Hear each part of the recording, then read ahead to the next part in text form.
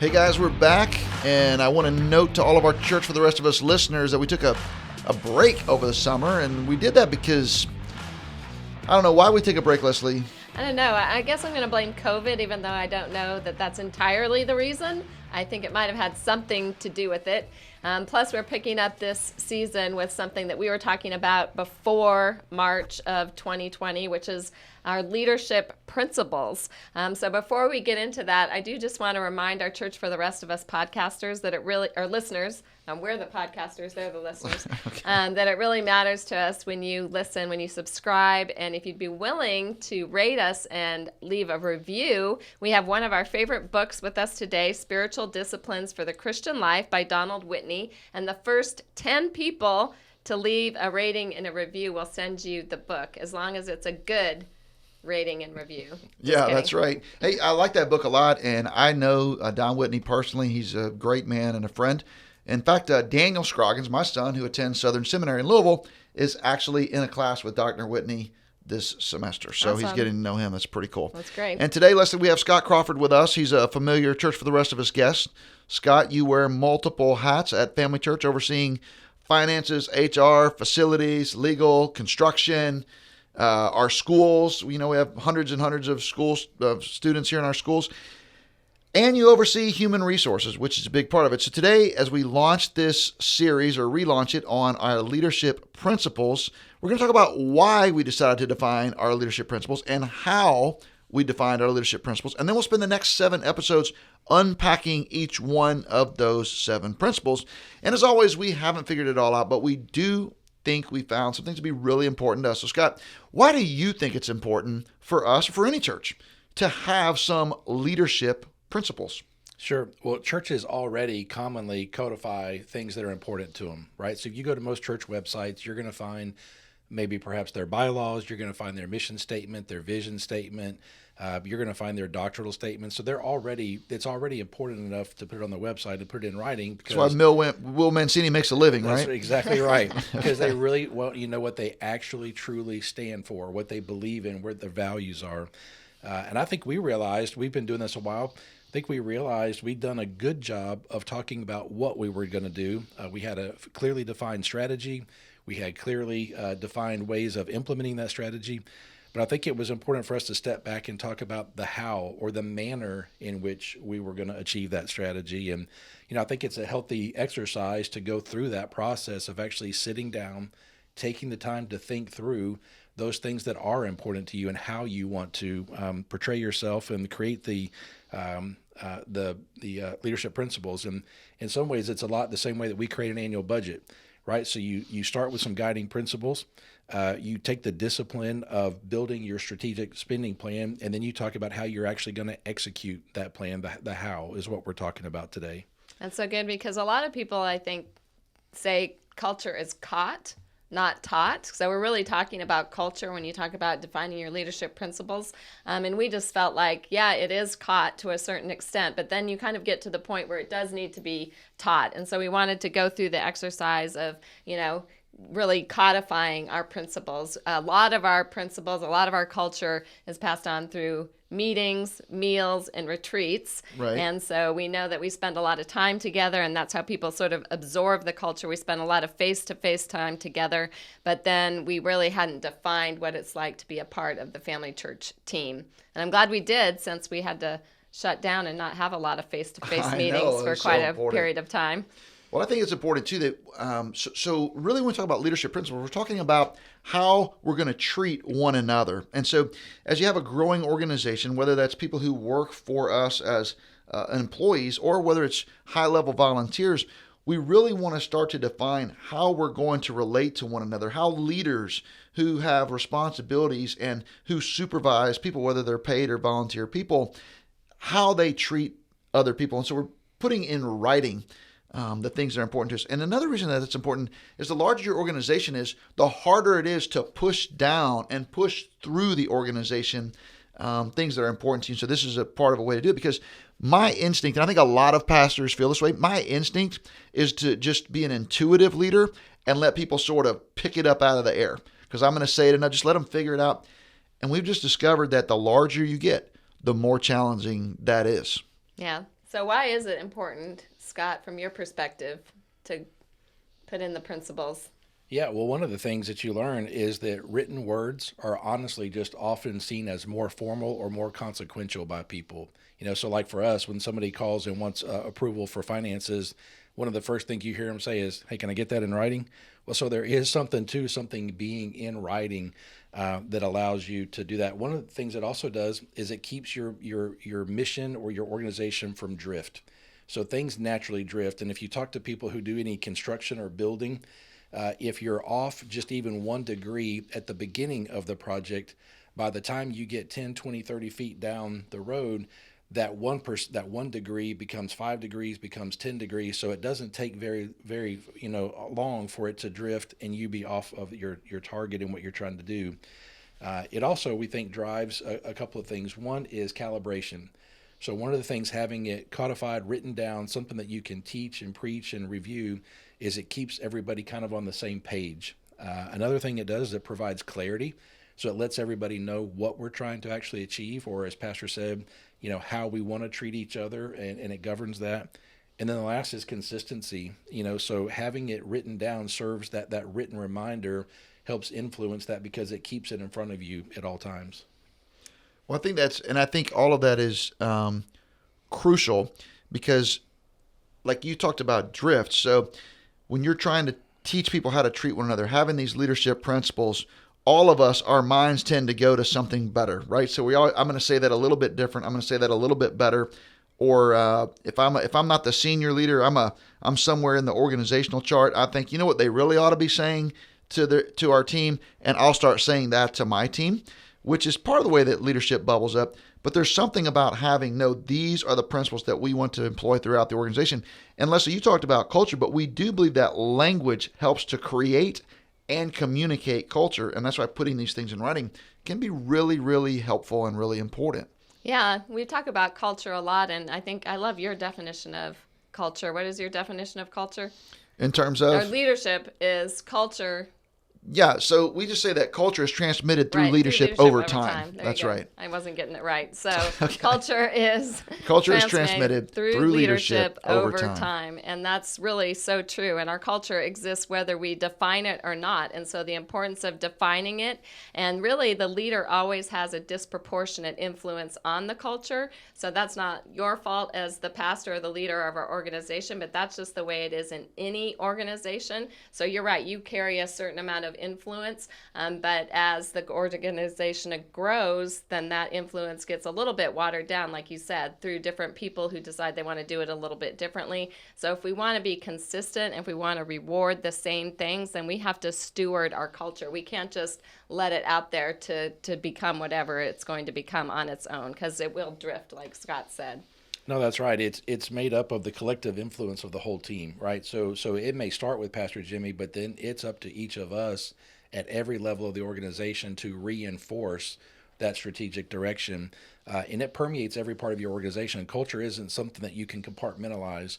So your culture affects everything. It's in the way that you treat each other. It's in how you conduct meetings. It's how you reward performance. It's your philosophy of how you're going to pay people and reward performance. So all of those things matter. Some of the things we talk about that culture is not, even though we're talking about the fact that you have to define the culture and write it down and put those principles in place, which we've already done, it's really not just a system or an isolated initiative, because sometimes people think like we're going to define our leadership principles or values or whatever you want to call them. We're going to put them up on the wall, and then there they are. And anytime you walk by the wall, you can see them. Or maybe everybody has them on a little plaque in their office, and maybe they look at that every now and again, but culture really can't be established that way. So it's not just something that's isolated. Some people think that culture is driven just through like perks and fun stuff. Like our culture is the fact that, every place we go, there's a ping pong table or a foosball table, and we want our, team to have fun. And that would be somewhere else. That's right. Just to be clear, high atop the complex of the Family Church offices, we don't have ping pong tables or foosball. No, we don't. And then, it's not always something that you have to love every single day, because sometimes there are hard days. And that's really where I think the rubber hits the road with our principles is in those difficult times. One of our Well, I'll just give you a sneak peek. One of the things that we talk about is filling the gaps with trust. And, sometimes that comes into play when things get tough, not just when they're easy. So as we define these things, it helps us to be consistent, like no matter the situation. And so that's what our leadership principles do, is they define our culture. Yeah, and I think part of that, when your culture is defined and everybody knows how we're supposed to treat one another, and we've got it in writing so it's consistent, then it helps people stay on the same page for the way that we pull for one another and the way we hold each other accountable. Because you're right, Leslie, when things are going well, you don't even notice your culture. It's just going well. So it's the air that you're breathing, and everything's fun and everything's succeeding and it's hitting on all cylinders, and you're just like, wow, this is like magic. But when things get a little tough, when you hit some speed bumps, or let's say you have like a pandemic, then you really find out, what kind of culture do you really have? How are people treating one another, and how are you leading when all of a sudden everything's not coming up, gangbusters, everything's not coming up roses, everything that you do. So I do think that that's important. No, that's exactly right. It's like I can tell my son, you can tell your dad anything. You can come to me, tell me anything, don't worry about it. It's a safe environment. But if when he does bring something to me, I react harshly, or I react in a way that shows him otherwise, then I can say that's the culture. I can say this is a safe environment, but the way I actually act when the pressure is applied or the heat's turned up tells him whether or not it really is that safe environment that I've claimed it is. Yeah, William Vanderbloemen writes a lot about this. He said that vision is what God wants us to do, but culture is how you're going to behave while you get it done. He also said culture trumps competency. Culture, that's from the book Culture Wins. And then Horst Schultz, who is the architect of the Ritz-Carlton. The Ritz-Carlton hotel chain and their culture of excellence. He says, when you create a focused, energized culture, your organization can thrive for years and decades to come. And that's what we want for Family Church. And I know that for our listeners, that's what you want for your church too. If you're in a little town, if you're in a big city, if you're in a small church, a large multi-site church, all of us want our efforts to be building something that's going to thrive for years and decades to come. Because if you're a pastor like I am, look, I recognize I'm just an interim pastor. I mean, our church has been here since 1901. I'm the 10th pastor at Family Church, but by God's grace, we're going to have an 11th. And so we want to make sure that our efforts and our organizational culture actually allows the organization to live on and thrive beyond the three of us and beyond our entire team. Yeah, and even as we grow, like I said, we decided we needed to sit down and figure this out. So I want to talk for a minute about how we did that. And like you said, any church of any size, any organization of any size can do this. It doesn't take a lot of people. The leader is going to have a lot of influence. And so we worked through a process. I'm just going to run through real quick for all of us. First, we had Pastor Jimmy, because he is our leader, sit down and write some of the distinctives of our culture in his mind. And then we pulled together a half-day workshop for some of the key leaders in our organization, and we actually gave them some pre-work to do. So they had to come to that workshop with some things already written down. We asked them to think about someone who had been a great leader in their life, and then to write down and list why they were such a great leader. So everybody came to our little half-day workshop with all those things written down, and then we split them into groups. I think no real plan or purpose. I mean, there was purpose, but no real way that we did that. It was random. Split them into random groups. Then they had to put all of those characteristics together and then kind of put them into buckets, kind of like characteristics. And we took all of that and we went and did like a working session with just a few of us and Pastor Jimmy. And from those buckets, we came up with some leadership principles. And then we came back to the group with some kind of loosely organized leadership principles and broke them up again and asked them to put practices or behaviors with each one of those principles. And we took the whole group's input and then we finalized from that some leadership principles. So that's the process we worked through. I don't know that it's unique or distinctive among processes, but it really brought forth some things that we could put a stamp on and say this is the heart of our leader, but it's also the heart of our organization. Yeah, and I think that process was really fun because even the initial exercise of having our different leaders, our key leaders in our organization come out and say, here's some people that have been great leaders in my life, and here's some things that they did that made them great leaders in my life.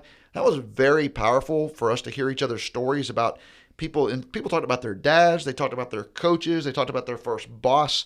They talked about their pastors. I mean, it was really an engaging kind of an exercise, and also I think made us all feel closer. And then when we did all of that, I think it underlined our culture of collaboration, because everyone, when they got the final document, were able to say, "Oh, that's one of the things that I said." And it's also amazing how leadership influence, the things that make leaders influence us, clustered. And so even though there was, 20 or 30 people in the room, and we had all these different leadership experiences, the things that made these people great leaders in our lives really tend to cluster around a few things. And this exercise highlighted that and made it pretty easy to come up with the final list of, characteristics that we're trying to pursue here. Right. Yeah. So now what? Now what are we going to do? We have our leadership principles. We're going to talk about them, but what do you do once you have them defined? Well, you've definitely got to tell stories, and you've got to highlight where you see the principles in action. So I don't think it's as helpful to talk about, my old football coach, or my first boss. We need to be able to tell these stories as they're occurring kind of in family church universe. So how is this happening now? Or how has this happened, 10 years ago or 20 years ago, and put it in family church language. Then we want to keep these principles highlighted in our general communication. So for us, we do a weekly staff email. We have a staff chapel every week where we communicate. So these different platforms, our retreats, our get-togethers, we want to constantly be talking about and reinforcing these principles, and talking about them all the time, whether it's talking to our residents or our interns or just to our pastors in our pastor meetings. Very, very powerful. And then Scott's team takes these principles and uses them in our onboarding process, as well as in our annual performance reviews. And in that way, we keep these principles in front of people and in conversation with people pretty much all the time. Yeah, and HR, if you think about it, is really one of the first impressions that you make on a prospective employee. So, we have a high value at Family Church of trying to promote from within and giving people different opportunities within the Family Church network. But the truth is, we do hire from the outside sometimes, and that HR process, the all the way from recruiting to onboarding to job training, all of that sends a message. All of that starts to communicate what is the culture really like at Family Church before they ever actually get into their role and actually performing that role. And so we're pretty intentional about that. And then, as Pastor said, with our annual performance review process, we've talked about this on previous podcasts, that we talked about regular feedback loops, that we don't have once a year performance conversations. We have ongoing conversations, so that for us, that annual performance review, we do two things. One is we celebrate as we kind of look at the year in review, but then it's also forward thinking and forward looking as we talk about development and next opportunities. And so again, all of that is permeated in by culture for us. So. It makes me think of what Pastor Jimmy said earlier, the William Vanderbloemen quote, "Culture trumps competency." Like, what do you think about that from an HR perspective? Yeah, well, we always say we hire for character and we train competency, right? So you look for the person who's got the right DNA that you think is going to actually contribute to the culture of your church. And so you hire for that character, and then you can train competencies. And so, we totally agree with that statement. Yeah. Well, I think as we look at all of this, part of what every church has to do is figure out for you, what does this mean? Because it's easy for you to listen to this podcast, and some of you go to small churches or medium-sized churches, and you're like, wow, you've got a guy in charge of HR? Like, what is that even like? And I understand how you might feel, because I've served at small and medium-sized churches as well, and the truth is we didn't even have an HR department until just a couple of years ago. But you can do this on your own scale, in your own organization. It doesn't take a lot. You can put together a little team. Even if all you have is volunteers, put together a little team of high-level volunteers that really care about you and really care about your organization. And why don't you just lay out, maybe you don't have 7 principles, maybe you have 3, maybe you have 1, but why don't you begin to develop some leadership principles that define your culture for how people that are operating in the organization treat one another. So important and so fun. And if there's any way we can help you, we want to do that. So email us, reach out to us, tweet at us, whatever. We'll do everything we can to get with you and help make your organization better. Hey, it's good to be back, Leslie and Scott. I hope that our listeners heard something today that encourages them to think about their culture and how you guys can define it so you can keep building it. You don't want to let it erode. It will get away from you if you don't define it. And within the organization, other silos, little pieces of your organization will start to develop competing cultures within your own umbrella if you're not careful to define it for the whole organization. Culture is mediated through leadership over time. If you're a leader, culture is your responsibility and culture is your opportunity. And if it's not good culture, it's your fault. So let's fix it. Join us next week as we unpack our first leadership principle, be a family. I'm Jimmy Scroggins, signing off for Leslie Bennett and Scott Crawford. Church for the rest of us. Hey, thanks for joining us on today's podcast. Feel free to jump on to familychurchnetwork.com, chime in on our blog, or follow me on Twitter at Jimmy Scroggins. We'd love to hear from you. We want to learn from you because we're all in this together. This is Church for the Rest of Us.